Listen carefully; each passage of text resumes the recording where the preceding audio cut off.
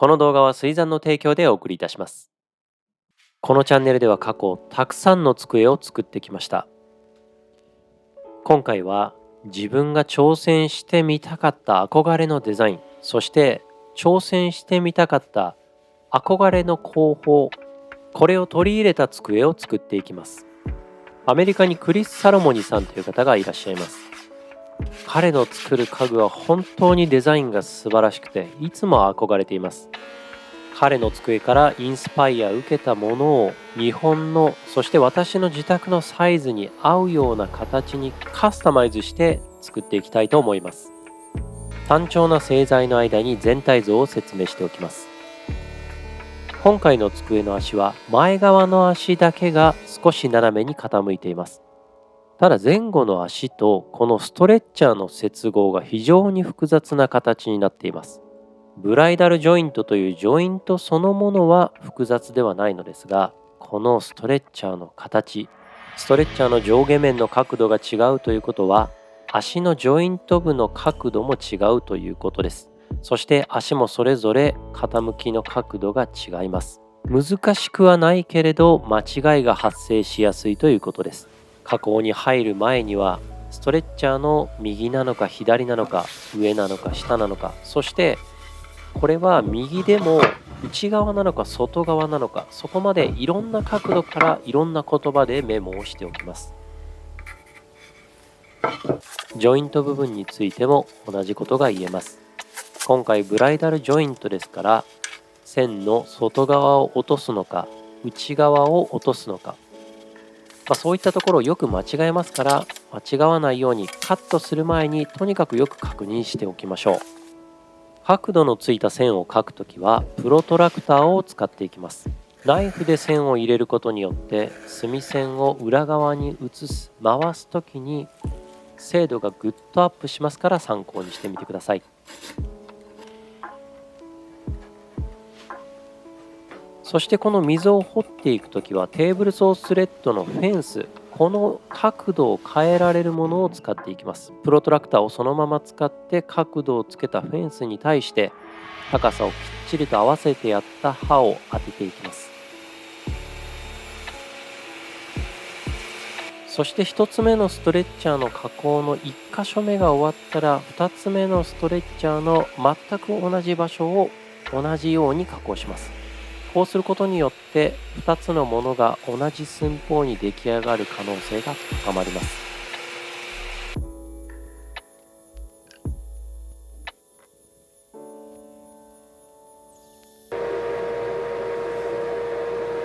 このようにしてストレッチャーの足との接合部分の溝を掘っていきました。それが終わったら足側の加工に入ります。溝が掘ってある状態のストレッチャーに対して足側の寸法を調整してきっちりとはまるように寸法を合わせていきます。そこまで確認できたら、これまで長方形のまま加工していたストレッチャーを斜めにペーパーをつけていきます。これも先ほどと同じくテーブル層のスレッド、ジグを使いながら加工していきます。これもリピート加工できるようにフェンスを取り付けて左右の形が同じになるように工夫しておきます。こういう時マッチフィットクランプは大活躍です。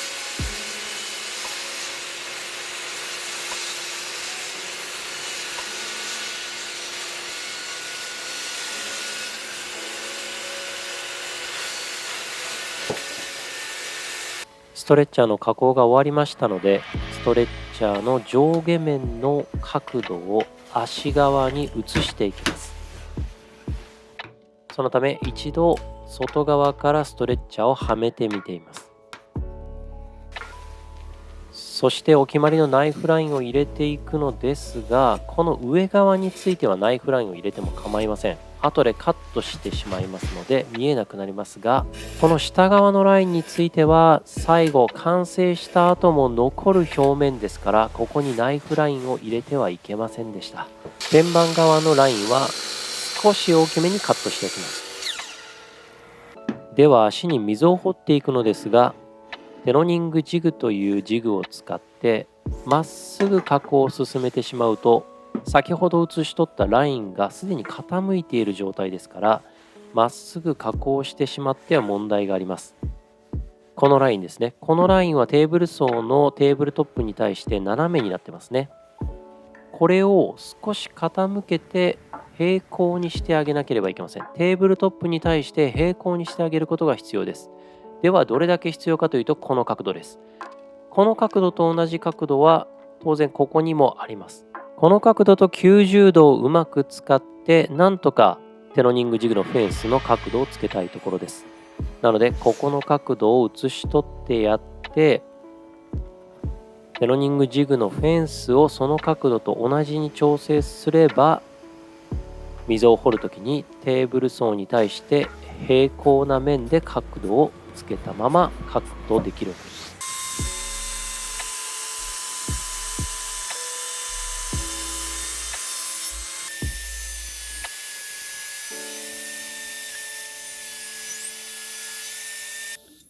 同じ作業を繰り返すことで溝を掘っていきます。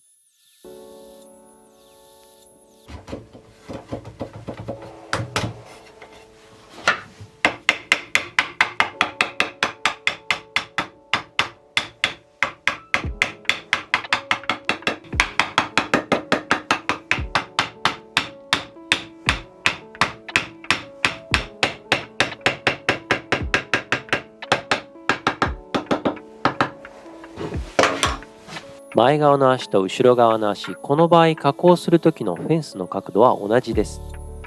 なので繰り返すだけだったのですが、テーブル層の刃が届かず最後まで溝を掘り切ることができませんでした。その分こうやってストレッチャーが飛び出してしまうので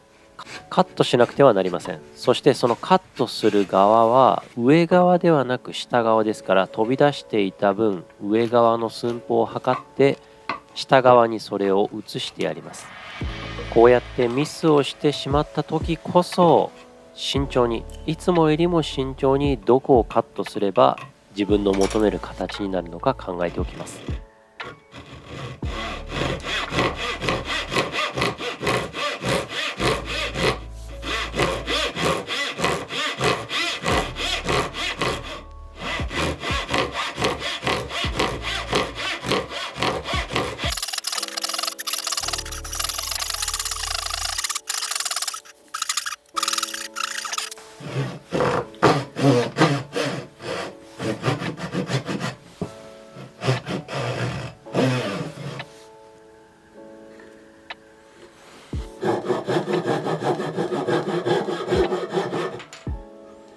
こういったちょっとした修正の時は手道具の方が素早く加工することができることがあります。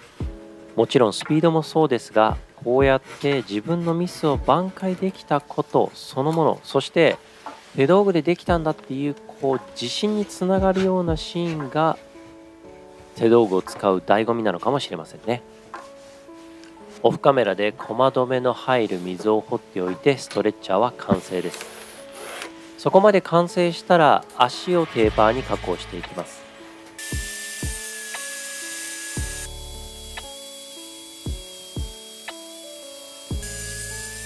丸ノコの刃の跡が残ってしまっているところはスクレーパーで目を消しておきます。本来であればカンナ掛けするところですが、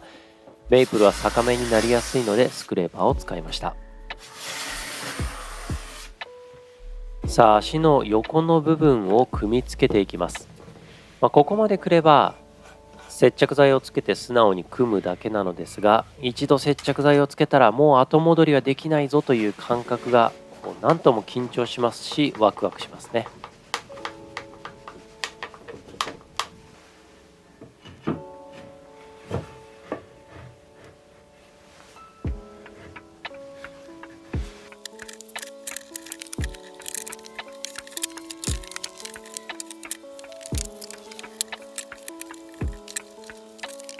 接着剤が乾いたら少し飛び出しているジョイントの部分をカンナ掛けしてきれいにしておきます。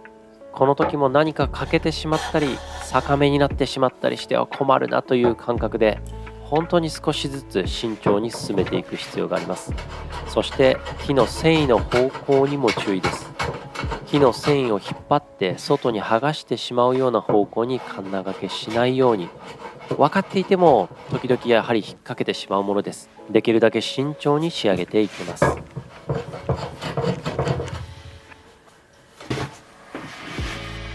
足の下の部分をカットしていきます。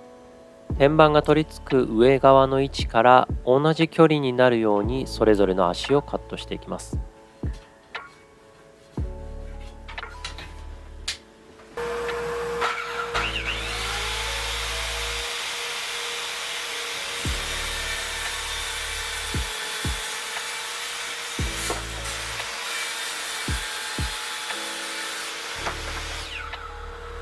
さあギアチェンジして天板の製作に切り替えていきます。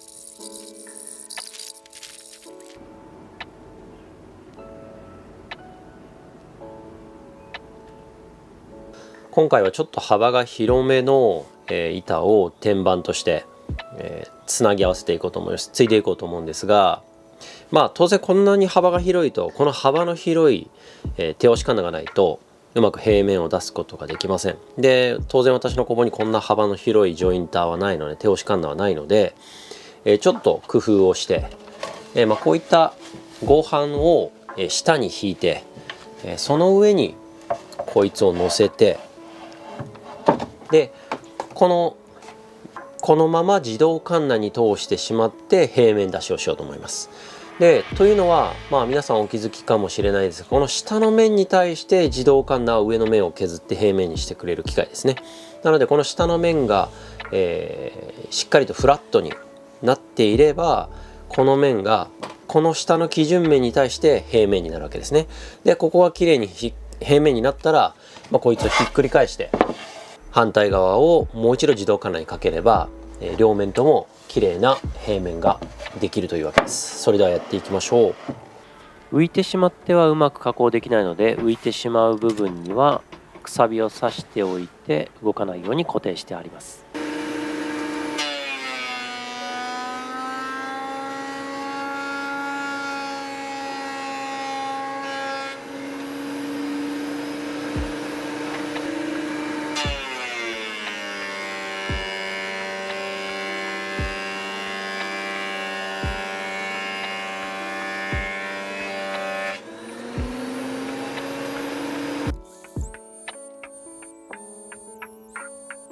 天板たちですね、3枚剥げにしますと言って、準備していたのですが、なんとこいつの長さが 50mm 短いということが、いやーちょっとちゃんと図面見てなかったのが痛いですね。オフカメラでやり直します。もう一度やり直した後、木目をよく見て配置を選んでいます。テーブル層で加工した直線だとやはり突き当てた時に少し隙間が空いてしまうのが気になります。このままでは綺麗に継げないので、今回は手加工で継ぐことにします。接する板を2枚合わせて同時にカンナ掛けしていきます。そうすることによって角度の誤差を吸収してくれるので、ぴったりとひっつけることができます。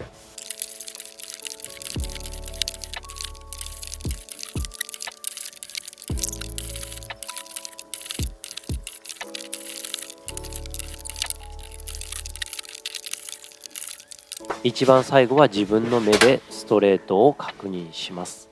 手間はかかりますが、この作業をやることによって満足度が本当にぐっと上がりますね。もうサンディングなしでも本当に絹目のような、これぞまさにメープルといった感じです。突き合わせた状態を見てみるといかがでしょうか。少し間が空いていますが、私にとってはこれは許容範囲と言えるものです。できるだけ目違いを防ぎたいので、ダボを3箇所ほど取り付けておきます。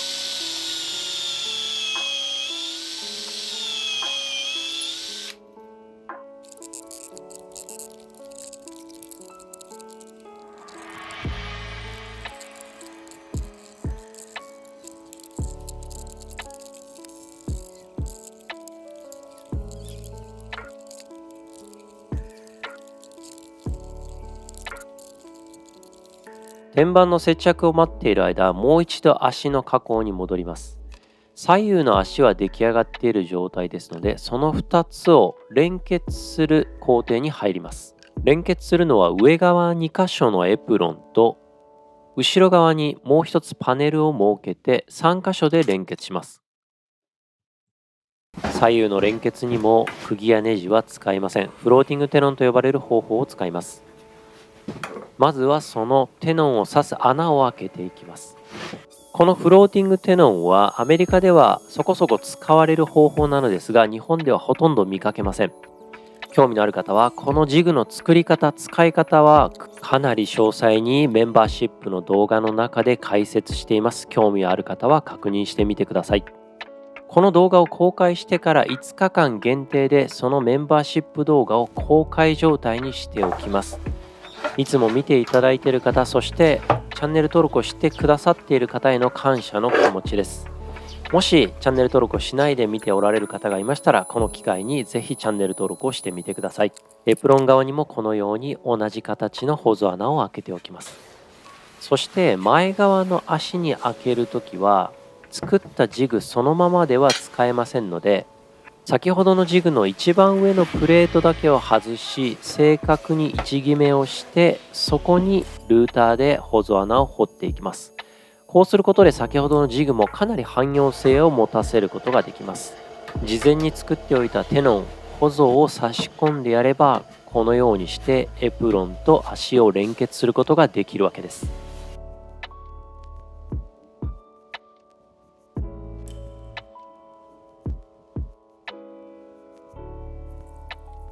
一度仮組みしてみます。この仮組みの作業というのは実は非常に大切で、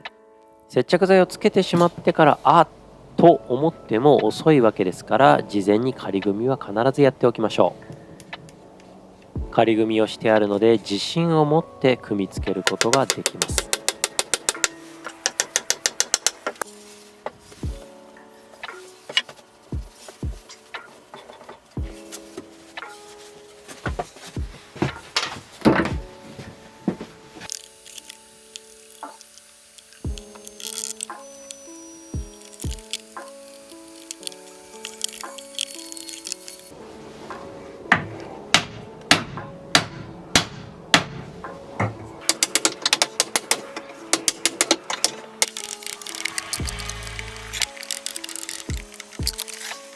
さあ、もう一度天板に戻りますよ。たとえダボを使ったとしても、ほんの少しの目違いというものは出るものです。通常はカンナで削るのですが、今回の相手はハードメープル。非常に逆目が起きやすいため、スクレーパーという道具を使っています。熱っ熱っ。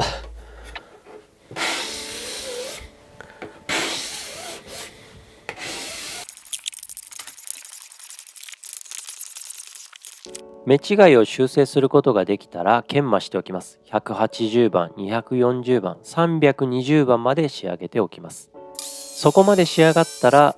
長方形にカットしておきます。こういったトラック層があると便利ですね。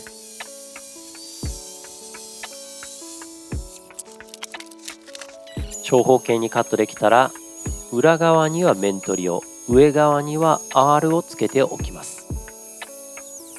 いよいよ最終研磨に入っていきます。この段階では機械を使わずに手で研磨するということが大事になってきます。機械が入りにくい場所や木目に沿って研磨したいという場所を最後まで丁寧に磨いていきます。弟に手伝ってもらっても1時間以上かかりますから、1人でやると2時間以上かかる作業となります。ただ一つ言えるのは、この作業が完成度を決めるというのは間違いありません。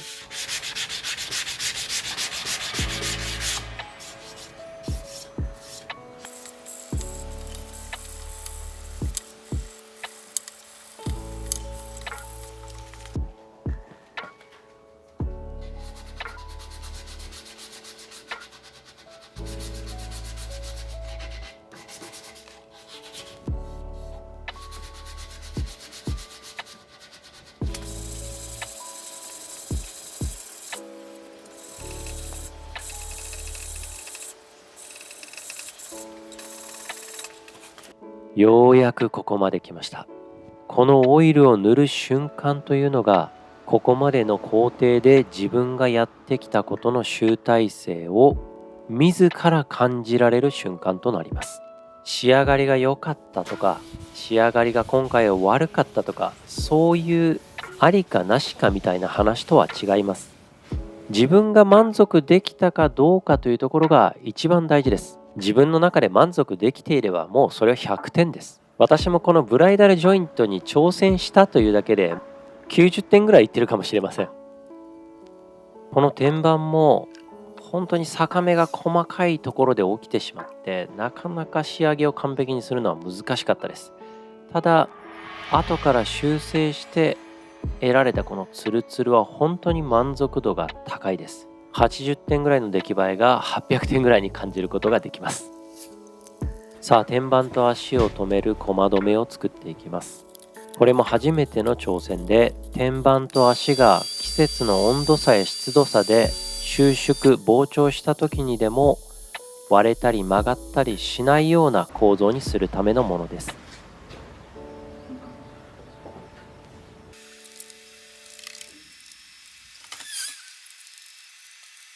一番前側はコマ留めをつける場所がないのでネジ止めにしておきます。この時も膨張収縮には要注意ですね。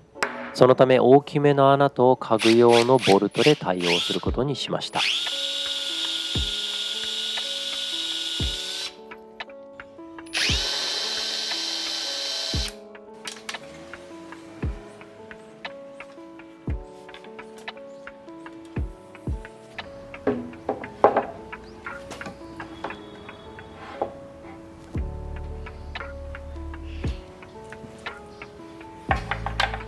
コマ止めを使って天板と足を取り付けます。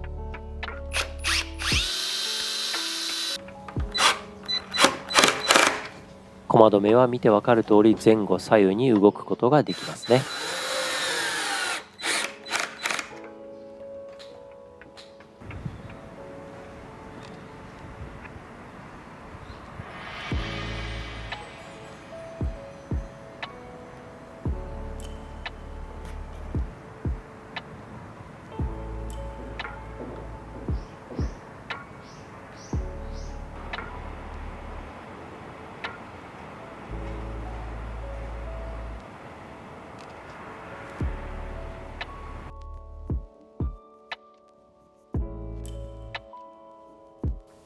自己満足度の高い机、それは一体どんな机でしょうか。